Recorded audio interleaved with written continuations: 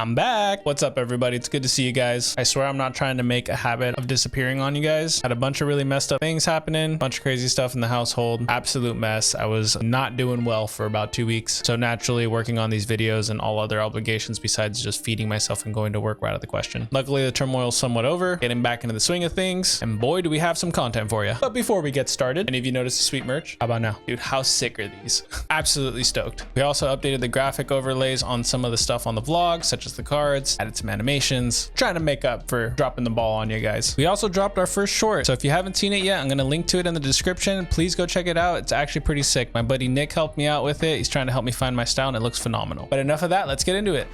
All right, jumping right into it. We start off with the pocket jiggities in the small blind with 273 in our stack. There is an open and middle position +1, and then the cutoff bumps it up to $50 here. There's a $6 straddle on the button, so there's already a good amount of money in there plus this 50.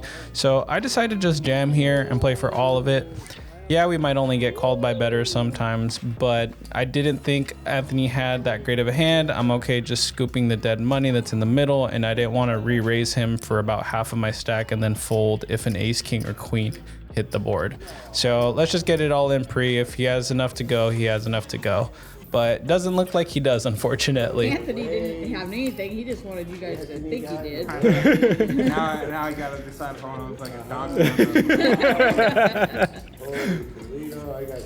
Ultimately, Anthony does elect to fold here. He decides he doesn't want to show his hand on the vlog or have to see a board with 3 Broadway cards and have to tell me that I'm still good. So we end up scooping a quick little one at the start of the session. Our next hand of interest happens at the PLO Bomb Pot, capped at 100. That happens at every dealer change. We look down at ace 10 of spades with a deuce jack of hearts. The board comes out 10 ace jack, so we have 3 pairs on this sick board. I decided to fire out for about $40 into a pot that had 60 in it. We end up getting a couple folds, and then our buddy Anthony goes ahead and gives up some action here. It heads up to the turn, which comes a 6 of diamonds. I go ahead and fire out for the rest of the pot here, which is $60. Anthony takes a quick peek at his cards and he ends up throwing them away. That's 2-0 specifically versus Anthony. Let's see if he can get it back later this session. Next hand of interest brings us ace 10 of hearts in the small blind with 387 in our stack. The pot is going multi-way. There's $67 in there. We go ahead and check 2 pair on the flop. Turn comes a 4 of diamonds. Doesn't really change too much. So we fire out small for 20. I wish we were in position in this hand so we'd add more information. A king of hearts brings the river, so I can't really size up because it does put 4 to the straight out there. I flip over our 2 pair and we get shown king 7. So our opponent was chasing the gut shot and he ended up hitting the king. So now our sizing actually looks pretty smart. We'll speed through this next one as it isn't too eventful. We pick up pocket 9s and open at $12 in late position. Board comes out for king jack, so we obviously can't continue. Even less so when an ace hits. Nobody seems to want this pot though, so when it checks to me a 3rd time, I just fire and steal this little pot here. The next hand is a bit of a similar situation, but without the pocket pair. We have ace 10 offsuit, and I end up opening an early position here. It's trying to just isolate, but we end up getting 2 callers anyway. The board comes out with 3 hearts. We have a gut shot and a 10 high flush draw. I end up checking because I'm out of position. Our opponents check it back for 2 streets. And then on the river, I decide to just fire out here for $20 with ace high, hoping to take it down. We end up getting looked up by pocket 4s, and they are totally good. So we're shipping some chips to somebody else. Following hand, it gives us king queen offsuit on the button, except we don't have the button in front of us. So obviously somebody made an editing mistake here. Anyhow, there's a $6 straddle, a couple players limp. So I end up repopping it to about 16 here. Doesn't really change much. Everybody ends up calling anyway, so we're off to this flop about 4 or 5 ways. The board comes out 2, 3, 7. Action checks to one of the middle position players. He ends up bumping it up. I decide to make the call call here and throw the chips in. And then I did not realize that Anthony had repopped this to significantly more. So I end up throwing my cards in the middle, and then the dealer asks Anthony what he wants to do about the money I had already thrown in. He's nice enough to give it back to me. The people at Outlaws here are super friendly and absolutely wonderful. For all intents and purposes, that money should have stayed in there, but I really appreciate the kind gesture. Thank you once again, Anthony. Slowing it back down to normal speed, we are in the big blind with 433 in our stack. When we look at ace queen suited, fantastic. Hopefully we can actually hit this time. So there was a $20 open from the under the gun player, so I'm gonna go ahead and re-raise to 40 to try to get the small blind out of the way, but he actually ends up getting his chips in before I do, and then the under the gun player also ends up putting in the call. So we're off to this flop 3 ways with 121 in the middle, but our boy Casey is in the box, so I got a feeling that he's gonna hook us up fat with this flop here. So the board runs out 5 jack deuce rainbow.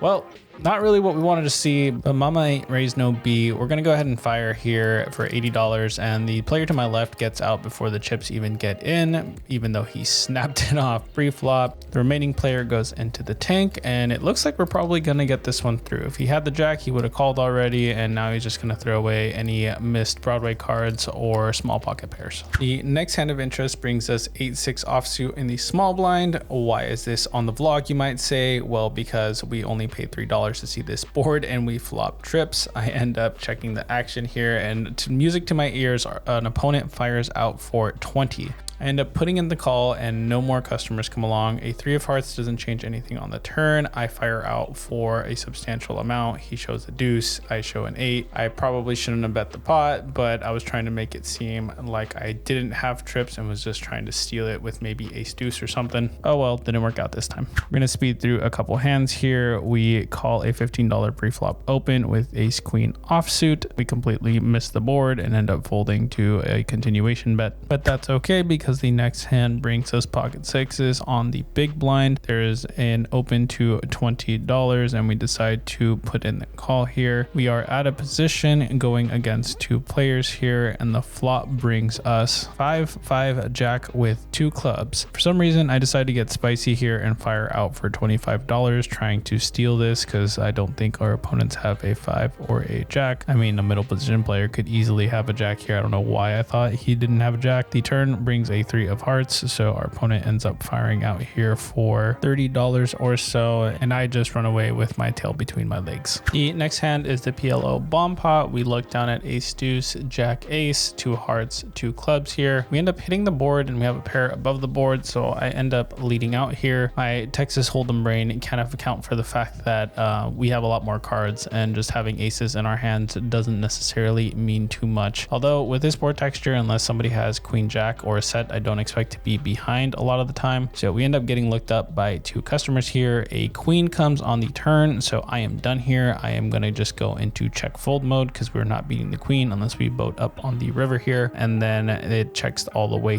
through. I end up showing the ace thinking that it's good, but then my neighbor points out that the player to my left has a straight. He didn't bet it because he was afraid of the paired board. Not sure if I played this one right. Let me know what you guys think in the comments below. Going back to normal speed, we pick up the Yama, the true Yama. That is jack 9 of clubs. We call this the Yama because our buddy Yama just loves this hand and he popularized it amongst our friend group. Nobody outside of our group calls it this, so it is not common vernacular for poker. Anyhow, there's a $20 open in early position. I believe it is the under the gun player that opened to 20. There are 5 of us going to this flop here. I absolutely love playing this hand in late position, hoping to flop 2 pair or better here, and we just absolutely crush it. We flop the straight with the flush draw and the gut shot straight flush draw. Even better, our opponent leads out for $25. No reason to scare anybody out of this pot yet. We're gonna go ahead and just call. 2 more players put money in the middle and we're off to the turn, which brings us an 8 of hearts. Don't love the board pairing. We no longer have the nuts, but I don't put anybody on a set. I figured we would have heard from somebody with how wet the board was. Our neighbor on our right ends up firing out for $55. $55 here, and I'm gonna go ahead and raise. I'm trying to set up a jam on the river here, so I raised this $55 bet to $125. If he has a queen with a straight draw, or if he has the flush draw, I don't think adding 70 bucks is going to get him to fold out his hand, but this should be big enough to get the other players out of the way. Our opponent tanked for a few minutes, but then he eventually does end up putting in the call.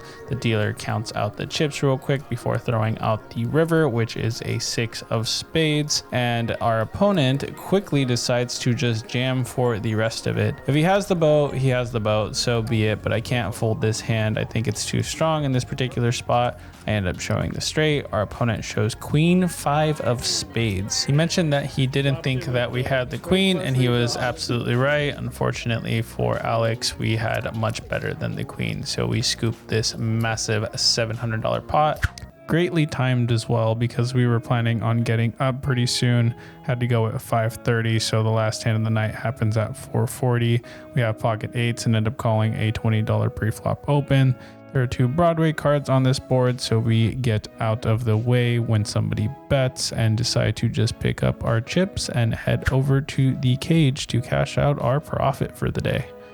I cannot believe we missed that straight flush. So freaking close. I mean, it's a 1-outer, but how sick would it have been if we actually hit that and our opponent had voted up? I mean, the action didn't change. It was going to be the same outcome either way, but I love those high potential TV hands. All right, let's break down our stats so I can let you guys go. March 3rd, 2024. Session was about 3 hours long. Bought in for 300, cashed out 845, profited about 545. Not bad. Our graph shows that we're up to 2883 for the bankroll. Very, very close to 3K. We are definitely uptrending. As per usual, if you guys see anything that I can improve on as a player, you have any critiques on a particular hand, or you want to help me stop being a donkey on PLO, we still absolutely suck at it, please comment below. Let me know what you thought. If you made it this far in the video, please like, comment, or subscribe if you don't mind. And once again, thank you for checking this video out. The channel is growing little by little, and I cannot believe the growth we've had thus far. The channel is growing way faster than I had ever hoped, and I can't thank you guys enough. All right, everybody, that's it for this episode. I'll catch you all next week.